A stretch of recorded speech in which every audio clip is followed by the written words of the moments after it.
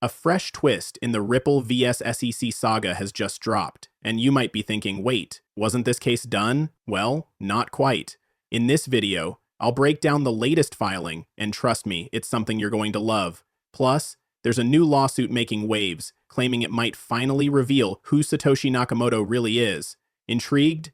That's not all. We'll also dive into key XRP levels that need to hold strong to keep this bull market alive. Stick around until the end. You won't want to miss this one. Let's kick off this video with some exciting news that flew under the radar but is a pretty big deal. Tired of fake gurus who claim to be expert traders but never trade live? I trade live on the second largest crypto exchange, where everything is transparent and results can't be faked. For over 440 days, I've consistently closed every month in profit. In the last 90 days alone, my followers have earned over $34,000 in profits with only 4% drawdown. Verified results, not empty claims. Want to see my verified stats? Click the first link in my profile and start copying my trades for free today.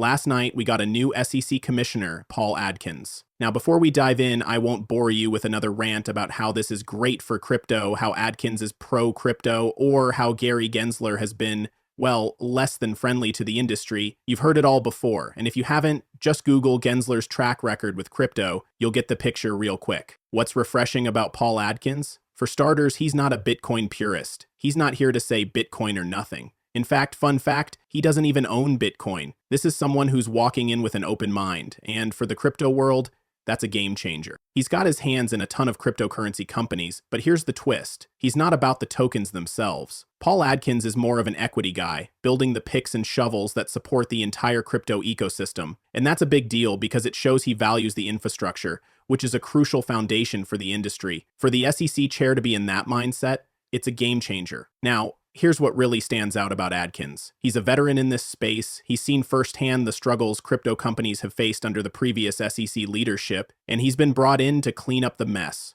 This signals a major shift.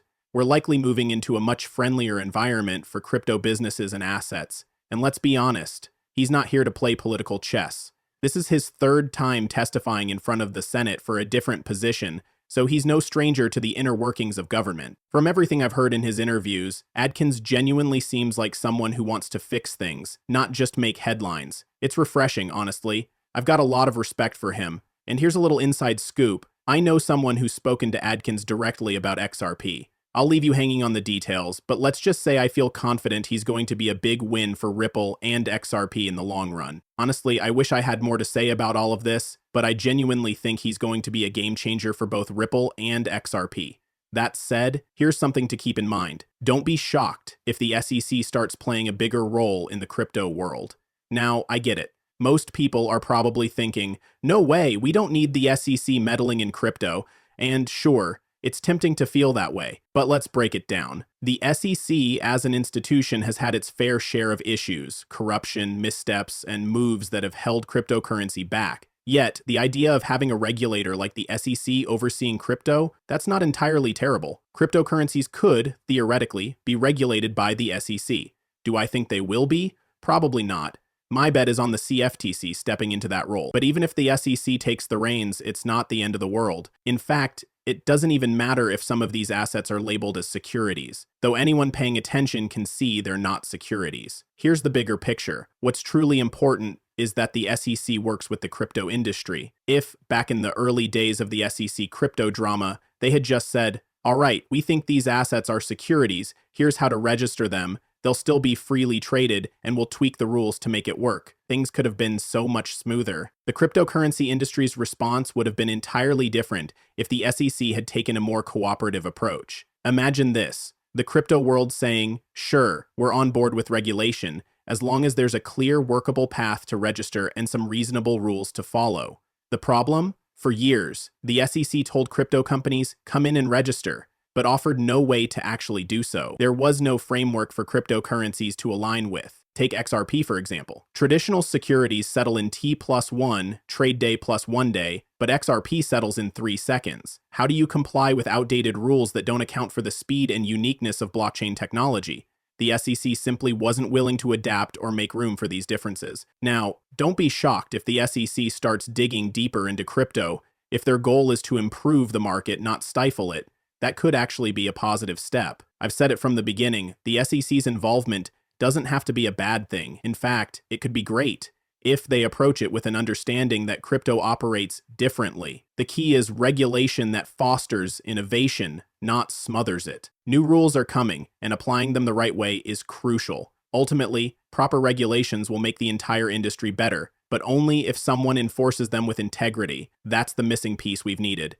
Enter Paul Atkins. He seems like the real deal, someone who could finally deliver meaningful change. Exciting stuff. Now, let's shift gears to the Ripple vs. SEC case. A recent filing had people in a frenzy. Wait, wasn't this case supposed to be settled? Why are there new filings? Is this thing dragging on? Deep breath, folks.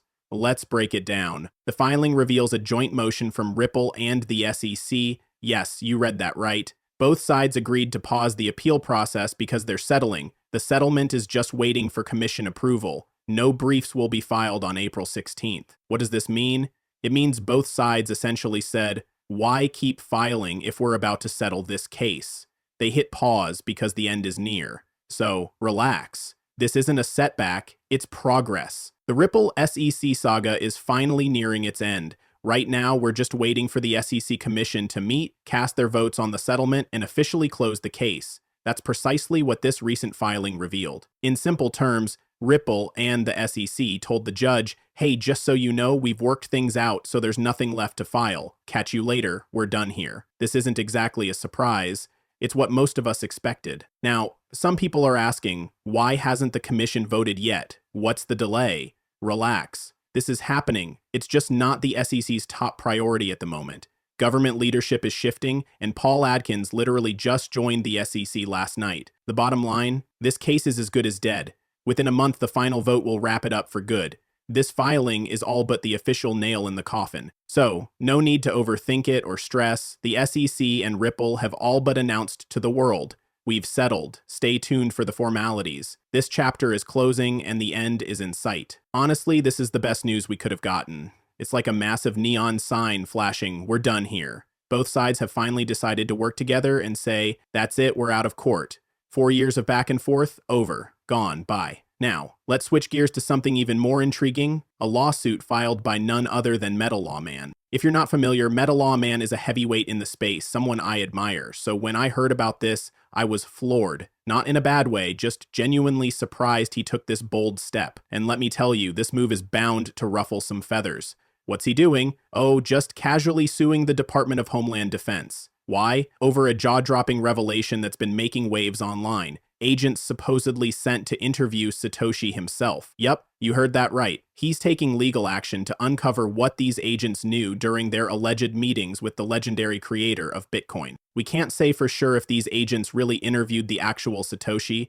Maybe they spoke to Craig Wright, who's been claiming for years that he's Satoshi. Who knows if they got it right, or if they're way off the mark. But here comes MetaLawman stepping in to dig deeper and crack the mystery wide open. This case, oh, it's shaping up to be a wild ride. Personally, I'm cheering for MetaLawman. Who wouldn't want to know who Satoshi really is? Of course, the Bitcoin community is already yelling from the rooftops. We don't need to know Satoshi's identity. They're waving it off as just another fame-hunting expedition. But let's be real. Why wouldn't anyone be curious? The idea that Satoshi's identity will stay hidden forever feels honestly a bit laughable. Someone out there knows. I wouldn't be shocked if government insiders already have the answer. It's only a matter of time before the truth surfaces. And here's my hot take. I'm betting on Jack Dorsey. Yup, the Twitter guy. Imagine that bombshell dropping. Jack Dorsey being the mastermind behind Bitcoin. It'd make everyone pause and wonder, wait, does this mean Bitcoin is just like every other crypto? Spoiler alert,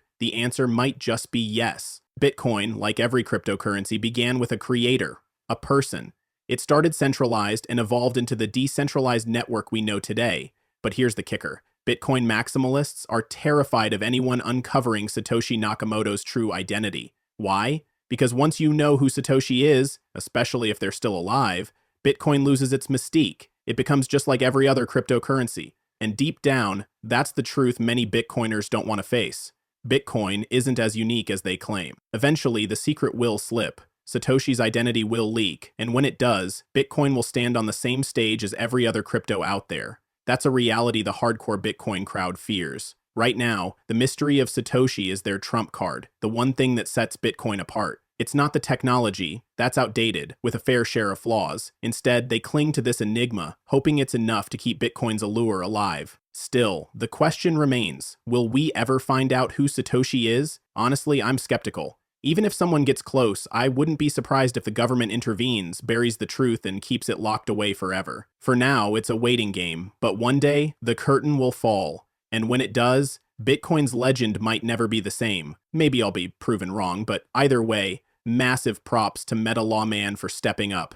Seriously, instead of taking the easier route, doing nothing, he's diving headfirst into the unknown, trying to figure it all out. That alone deserves some serious respect. We'll just have to wait and see what comes of it. Now, shifting gears, let's talk about the XRP price chart. Things are looking a bit dicey right now. XRP is teetering just below that crucial $2.00 support level we've clung to for months. Honestly, it's hard to imagine it dropping much lower, but if it does, we're potentially looking at a steep drop to the $1.40 range. A pullback like that would be brutal. But here's the thing, this might just be one of those classic shakeouts. XRP could be faking us out with a dip, only to bounce right back up to higher levels. The market feels overly fearful right now, maybe too fearful. Let's not forget, crypto as a whole has been hammered. Most coins are way down from their highs, yet XRP, it's held its ground remarkably well, even as the stock market crumbles around it. Many people are panicking about selling assets, screaming, "The bull market is over," and all that noise. To me, this actually feels reassuring. When the crowd panics, they're often wrong. This seems like nothing more than a classic shakeout, a market scare designed to rattle nerves. There's been a lot of hype in the market lately, and Trump stirred the pot with his tariff moves. But now it looks like he's trying to ease the pressure, and in my opinion, that could calm things down. We also got the CPI numbers earlier today, and they were surprisingly solid.